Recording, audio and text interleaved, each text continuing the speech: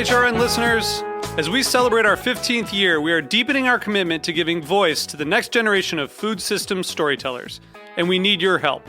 Our internship and fellowship programs help activate new possibilities for underrepresented and underestimated young people through experiential journalism, audio engineering, and production training. Through these unique programs, HRN helps food equity stewards build essential workforce readiness skills that expand their potential and foster economic mobility. Please consider supporting these critical programs. And with a minimum donation, you can be entered to win a dinner for two at an amazing restaurant in one of 8 cities and tickets to a concert at a great venue in one of those cities. We have incredible partners across the country who have donated, as they also share our passion for helping to educate the next generation of food systems storytellers.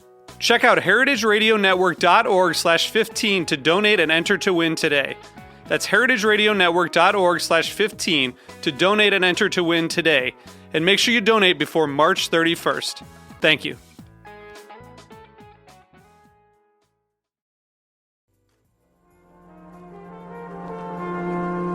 Broadcasting live from Roberta's in Bushwick, Brooklyn, you're listening to heritageradionetwork.com.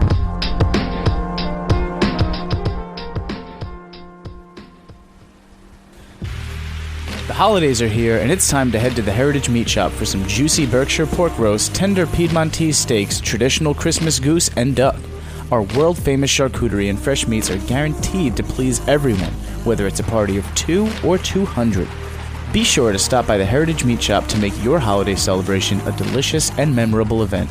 The Heritage Meat Shop is located at 120 Essex Street in the historic Essex Street Market on the Lower East Side of Manhattan. Call 212-539-1111 to order now.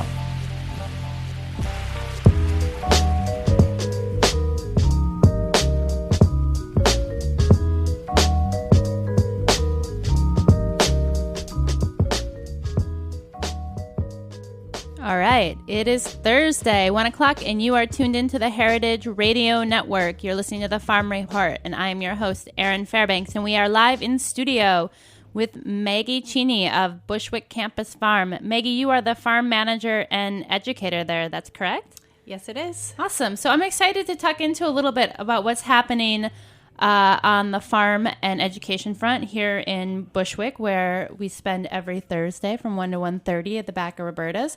But before we do that, I would love to hear a little bit more about what brought you to New York, because you're not originally from the area, correct? That's right. I grew up mostly in the Boston area, and I moved to New York just about a year ago to be farming in the Hudson Valley, about an hour and a half north of New York City. Nice.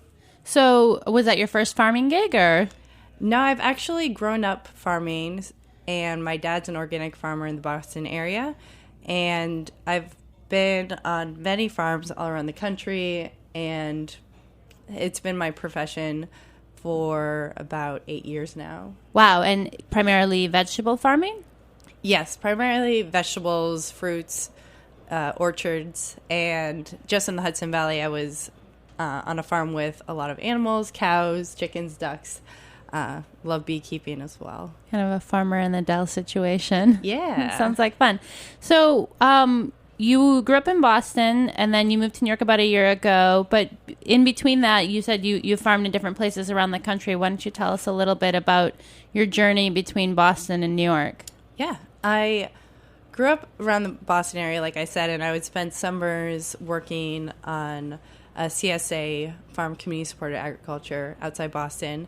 My dad founded a program called the Food Project, which serves youth in the Boston area to connect them to the urban students with rural students and doing an exchange there. So a lot of food justice from when I was a very young child. And I think one of the funny things about those exchange programs is like food justice, and also we're gonna teach you how to make a potato gun. That's like what yeah, totally. It's really fun. Yeah. There's a ton of those activities came out of Outward Bound, and they get paid, but it's also it's really enriching to build their life skills, personality changes that happen over the course of high school years. Yeah, and of course, like so important for, I think, rural students as well to kind of get that exposure, because I know I grew up in a really rural place, and I definitely thought that like people from the city were from another planet. I kind of still think that, but anyway. So I went to school thinking I was going to be a teacher, especially special education. I grew up in the special ed system and am very interested in alternative ways of teaching and learning.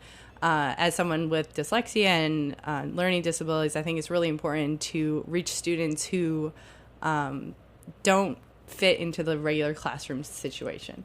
So from that, I decided to teach full-time, but I couldn't stand being inside. So I moved to Oakland to see what it would look like, this is California, to be growing food year-round in a different area and using my education background to be teaching agriculture. So I've taught elementary schoolers. I taught at UC Santa Cruz apprenticeship program where I met and had an amazing time with adults from all over the world, teaching them agriculture there. Many times calling my dad up on the phone, asking him questions about crops and growing techniques, and trying to utilize a lot of the knowledge that's in my family already. But I love the urban agriculture is where my heart is. I think it's a really creative way of growing, and it's an amazing challenge that brings communities together and gets people excited about growing in this way that sometimes when you're farming in a rural area, which I've done before, you don't get that excitement, that newness, that novelty that growing brings to people. So I'm going from the Hudson Valley to New York City in Bushwick, Brooklyn. I get to teach agriculture in a way that's so exciting every day. Yeah, because people walking down the street aren't expecting to see some of the stuff that's going on. Whereas if you're in a rural community, it's like not that abnormal to like drive past a cornfield. Whereas, you're walking down the streets of New York City and you see, plants or people moving dirt around, and you're like, hey, what's going on? There was a big kind of East Coast, West Coast thing happening in Santa Cruz too. I mean, I feel like there was some, people from the urban farming community and whatnot who came through. Did you cross paths at all with anyone? Yes. Being there for 2 years, I met a number of people from New York City. Karen Washington, who does a lot of great work in the Bronx and with community gardens all around New York City. Jane Hodge from Just Foods New York Farm School program. I could name a lot of people doing amazing work all over the city. Those are just two of a lot of them that went to this program to learn more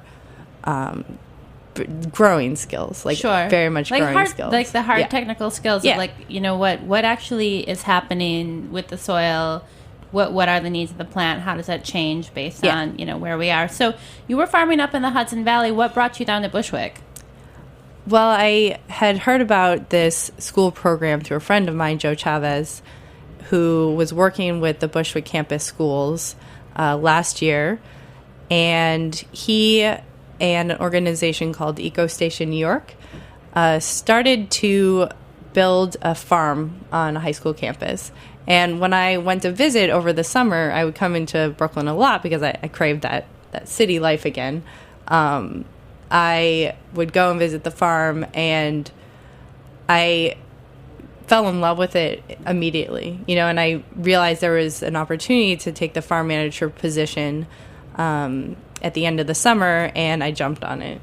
I just saw so much potential, and working with schools in Oakland and working with other schools around the Northeast, I met with the teachers here in Bushwick, and I was so floored by how excited they were and how enthusiastic they were about someone coming in to teach agriculture, and how there was 4 principals that all were on board. It was an unusual situation to walk into. That's awesome. We are going to take a short break, but when we come back, I want to tuck into a little bit about what's happening over at the Bushwick campus, and maybe you can walk us through the layout a little bit and what the plans for the spring are going to be. Great.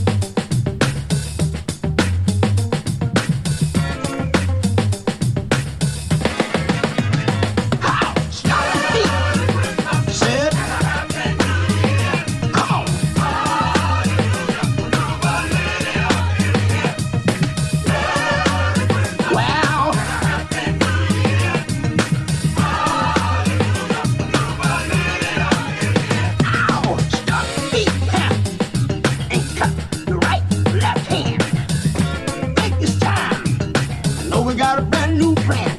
Everybody sing it. Well,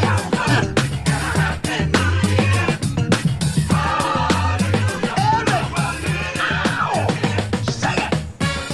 Well, come on. Over there. Over there. Man, we are getting ahead of ourselves, daydreaming about spring weather and having Maggie, who I'm live in studio with, of the Bushwick Farm campus, come back with some of her students. So Maggie, you showed up at the Bushwick campus in August, started, did you take over for someone who had been a farm manager there before, so there was kind of something else going on? Yes, the farm had been built the previous spring, so it's its first full growing season. Not even full, because it didn't get started until a little bit later. And Joe Chavez was the farm manager before. He's a good friend of mine, and so he helped transition me to become the farm manager. Okay, so give us kind of the lay of the land. So Bushwick campus is essentially a group of 4 different high schools in Bushwick, and tell us a little bit about kind of what the actual farm space looks like and what you guys are doing over there. Okay. So Bushwick campus houses 4 public high schools, and each of the high schools has a theme. So there's the Bushwick School for Social Justice, an urban planning school, environmental leadership school, and the newest one, which is Be Smart Math and Research.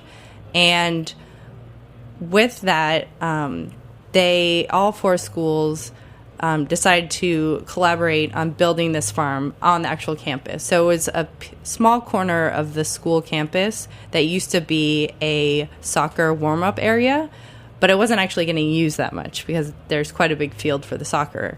So that turned into building large raised beds and bringing in soil, and from there continually building different structures, so that right now we have EcoShed, which has a water catchment system that then feeds a hydroponic system on a vertical fence. We have demonstration composting bins, which I teach the students at all the high schools about composting, as well as other teachers in the area. And we have also this new project, which is building a greenhouse. So we're expanding every single day almost, just because, there are a lot of students and a lot of projects they want to do. We're hoping to have bees on the top of the school next year. And we can really do a lot of production. It's a small amount of space, but we're using it really well. And we're growing crops that feed the community, which is the point. We want to feed the community. When we also sell to restaurants, we have farmers markets, and we also have a on-site farm stand at the actual school. Nice.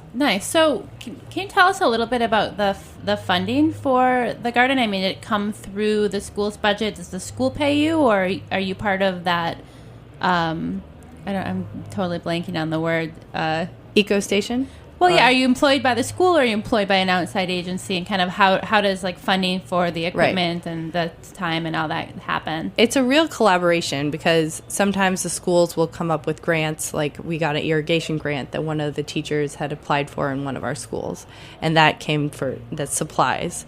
A lot of the supplies and structures can come from all over the place, like mini grants, and collaborations with Boswick's Farms, which came in and did the hydroponic system with us, as well as EcoStation in New York, which is where my position came in, and we're funded by foundations. And this coming year, we got a federal grant to have a green machine, which will be a mobile market that will be going around Bushwick. So it's like a little bit here, a little bit there, and definitely, we're a new program, right? So we're seeking money wherever we can get it. Yeah, you guys have a Kickstarter campaign going right now, correct? We do. We have a great Kickstarter campaign. Well, tell us, what are you raising money for? We are raising money to complete and pay back the greenhouse we just built. Okay. So we expanded our site on the campus to include this long corridor that's south-facing, and we built a 40-foot by 12-foot greenhouse. This greenhouse is going to be an outdoor classroom so that we can extend our farm programs throughout the winter. And with the greenhouse, we're going to have a side-by-side comparison of hydroponics and aquaponics and soil grown plants. Wow. So it's going to be everything. We're going to have mushrooms in there, water catchment again. We're trying to create as many opportunities for learning and intrigue and enthusiasm for the campus as we can. And how does the lessons work? I mean, do you essentially, as farm manager, kind of manage the actual farm space and create the resources, and then, you know, teachers come in and they're like, hey, we want to come here on Tuesday at 2, or we want to do a class on this, what do we got going? Or how does that interplay between you and the rest of the faculty happen? That's a great question. I manage, food production for markets, but also manage the education programs at the school. And the education programs are set up that teachers will contact me when they want to come outside during the school day for a class. So sometimes we'll plan on focusing on farm policy, and we'll do a outdoor worksheet and then hands-on lesson and then reflections with the teacher. Other times it'll be ESL, English language learners, that will come out after school or during the day, and we'll just practice speaking English and Spanish the whole time and doing agricultural skills. And other times it's after school program that's really focused on cooking. It's a little bit of everything right now because there are so many teachers with interest. And so I see a range of different topics that we cover, of a range of what the actual teachers and the students are interested in.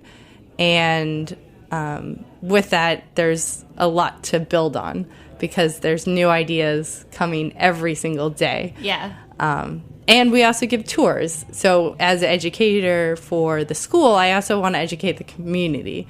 So just a couple days ago, we had about 80 second graders from elementary school a couple of blocks away come visit the farm. And they'd never seen an urban farm before. So that was great. It was so fun, to have them all there and pulling out carrots. And that, to me, is what it's about.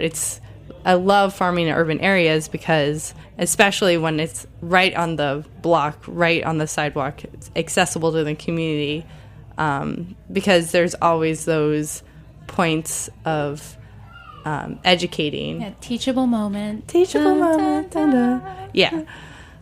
Awesome. So when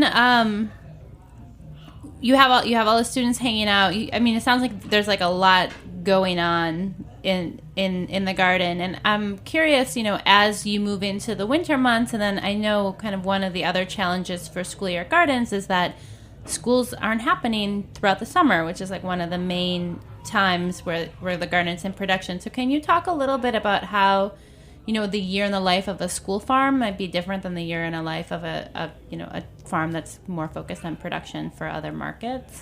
Right. So last summer we were able to have 2 urban tillers, which is a program through Green Guerrillas, and they were employed youth that worked on the farm during the summer. So that's something that I see a real future at the Bushwick campus farm, is being able to hire more students for the summer, so that even though there isn't classes, there's some summer classes going on, but we can really give students summer jobs where otherwise they'd be working at McDonald's or they'd be working at the clothing store down the road. Instead, they can be growing vegetables, feeding their community, learning about food policy. And so we're going to try to build that. As it goes into the fall, we are growing crops that grow well in the fall, trying to extend the season as much as possible with brassicas and lettuces and cold hardy crops. Right. And then even more so, that's why we need the greenhouse. Exactly. Is because we don't want it to stop. There's a momentum that you build throughout the summer, and then in the fall, students who weren't there in the summer get so excited about it that they don't want to stop. And I still get, emails every single day from teachers and students wanting to keep doing the farm work, even though it's 30 degrees out. You're like, that enthusiasm wanes pretty quickly once you're actually outside. I know. Keep them moving. We'll figure ways to get their blood up.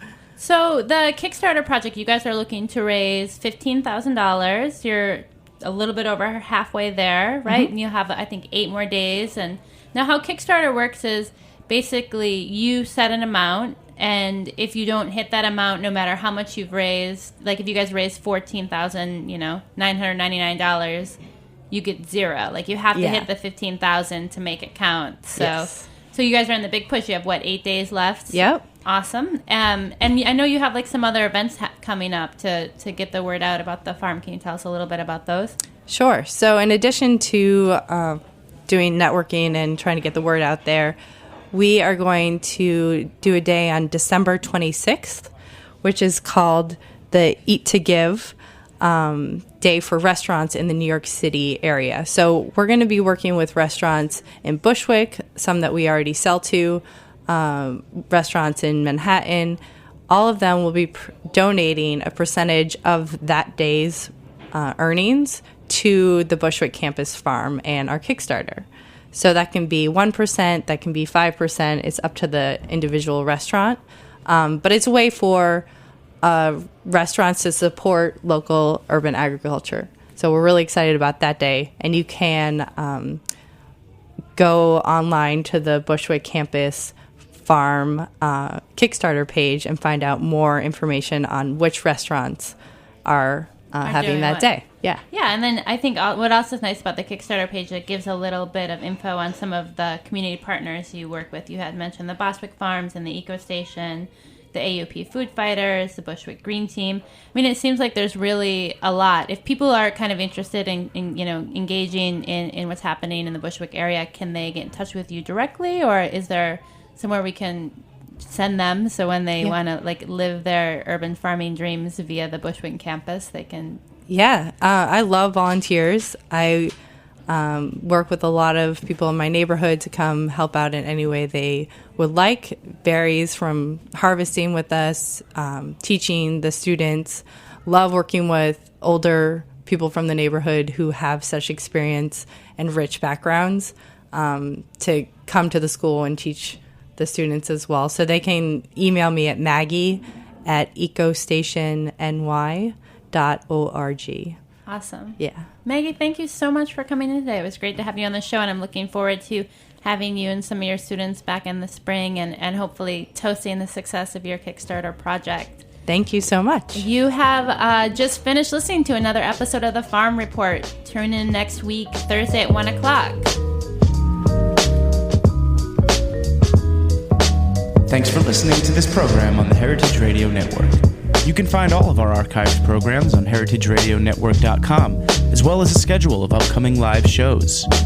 You can also podcast all of our programs on iTunes by searching Heritage Radio Network in the iTunes Store. You can find us on Facebook and follow us on Twitter for up-to-date news and information. Thanks for listening.